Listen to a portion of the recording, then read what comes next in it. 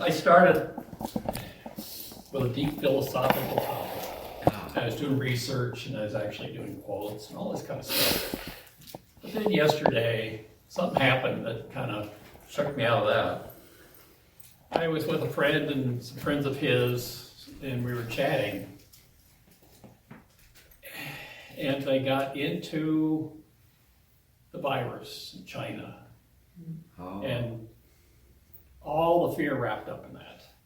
And all the fear wrapped up in our government. And all the fear wrapped up in this and that, and this and that, this and that, this and that. Yeah. The news, all the stuff that they got out of the news. And truthfully, I had to get up and leave. Oh shoot, look what time it is. I gotta go, class exit like that. Yeah. And when I left, I stopped to think about it. And they were really expressing a lot of fear, which is just in our news perpetually. Yeah. But what I found out though, when I really stopped to think about it, it wasn't the fear that was offending me. It was their hurt and anguish. And it was like,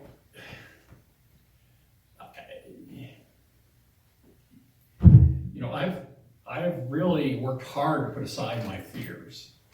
Okay, they don't go away. I'm sorry, they don't go away. All your fears are still there. All that crap is still there. But the point is, what do we choose to do with it? Right. And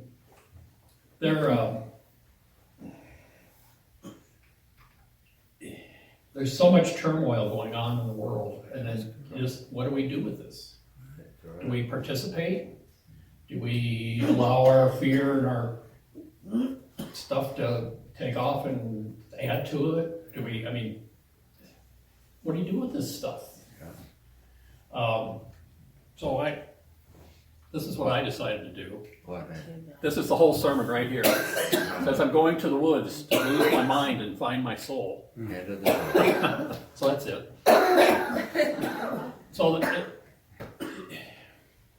Right now we're in a place of great divergence. We're in the process of a new age. And if we're not thinking that we are, we are. There's a lot of stuff going on. A lot of energies, don't get me started, I can talk for hours about this. So the thing is we're in the great divergence. The divergence is fear, anguish, and turmoil. Or the thing is do we participate? And I'm not saying we don't have fears, we don't have anguish, we don't have turmoil, but we choose not to do that. We choose not to send that energy out into the world. We choose not to make this our being. That's our, just how many people do you guys see on a daily basis that are just fearful? They're just fearful. And my oldest son is a Fox network enthusiast. I have a hard time being around him because he's so full of fear and anger and turmoil, and he just can't see that this isn't a healthy thing. And honestly, it gets hard sometimes to just hang with him because he just can't let it go. So these thoughts keep coming in our head. We've got the thought of peace and love and the crows mating. This is good stuff, back to the woods. Or we've got the thought of all this turmoil and anguish and fear and da-da-da-da-da-da-da-da. And our political and our spiritual and our environment and our society, and oh my goodness. It just gets to be too much. It is. And so I've quit watching the news. It's been many years since I really did much of it because it wraps me up. So I end up leaving the house going, oh man, well, I'm thinking, wait a minute. Why am I participating in this? Why am I lending my energies to fear and anguish and despair? And I hear people say, "Oh, Trump's the cause of all this," and I think, no, sorry. He's just a result of it. He's just a result of it. That's just an indication of where our heads are at. And all of our anguish and all of our crap that goes in our political stuff now, which is really depressing if you ever want to read about it, is, you know, that's just a reflection of us. That's not something that's happening outside of us. That's a reflection of us. So the thing is when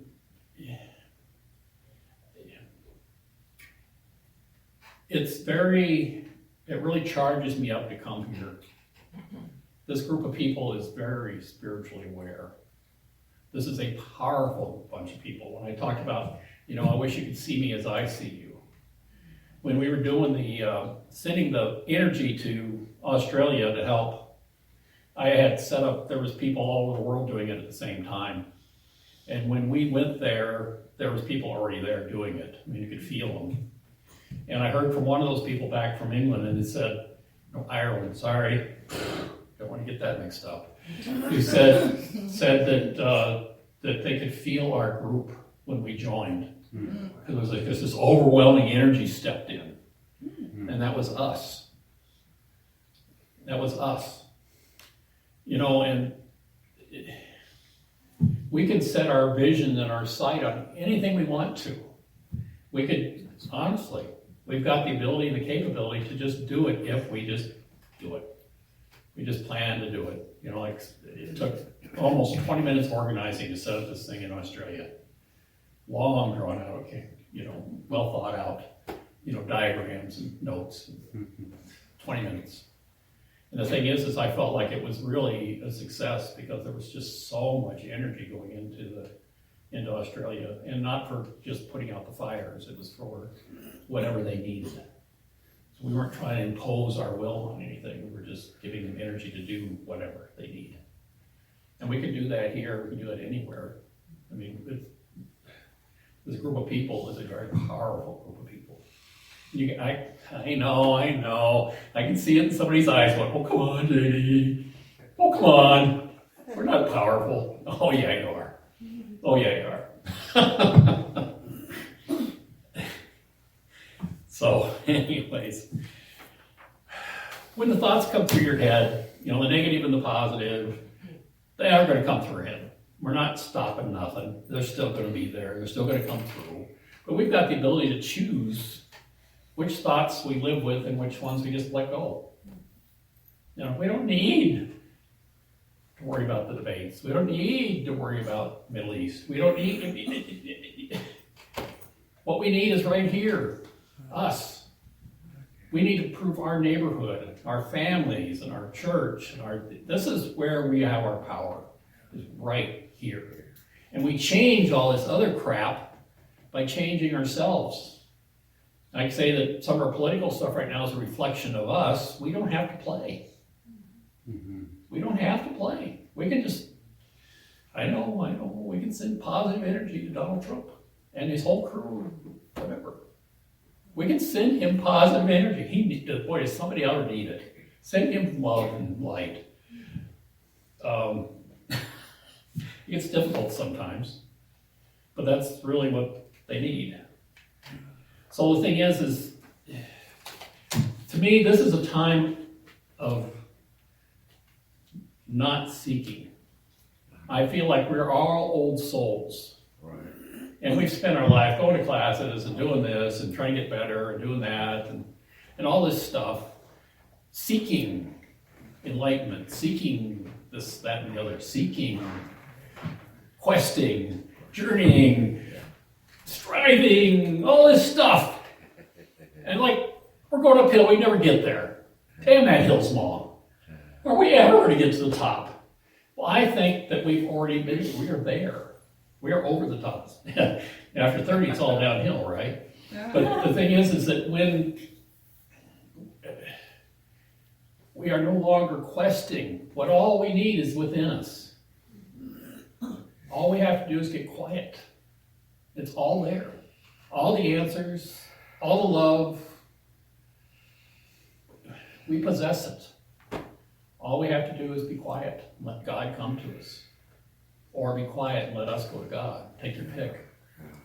But the thing is it's all right here, right now, and it's all part of us. We don't have to quest for this anymore. You think about it, we're all in quest mode, at least I am. I think, oh, I should do this, I should do that. Wait a minute, time out a second.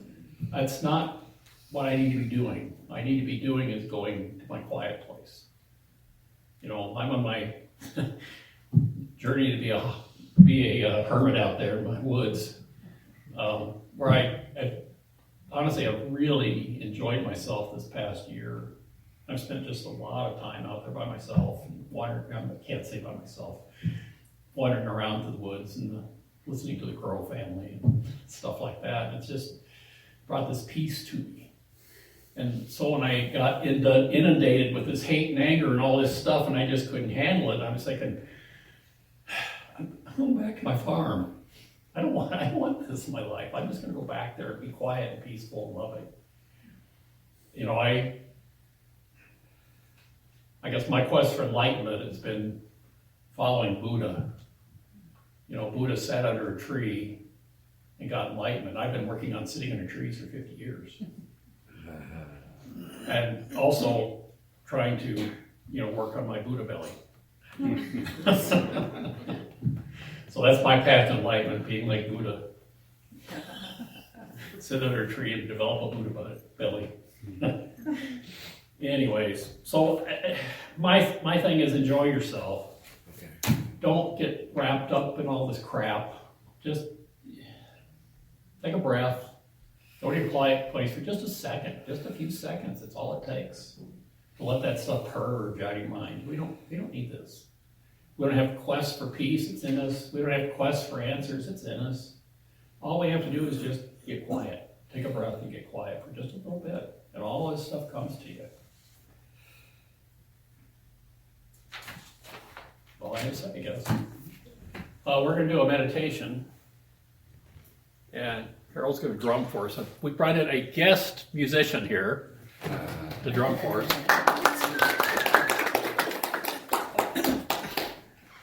And guess what we're going to do? We're going to go to our favorite tree. And we're going to sit under our favorite tree, and we're going to envision the love and the light and the acceptance of a tree. Trees have no anguish, they have no hate, they just live in joy. That's the tree. Just that's all the things are about. So we're going to get, just like the Buddha, we're going to sit under a tree and get enlightenment. And the Buddha belly is totally your option. You don't have to do that. Okay.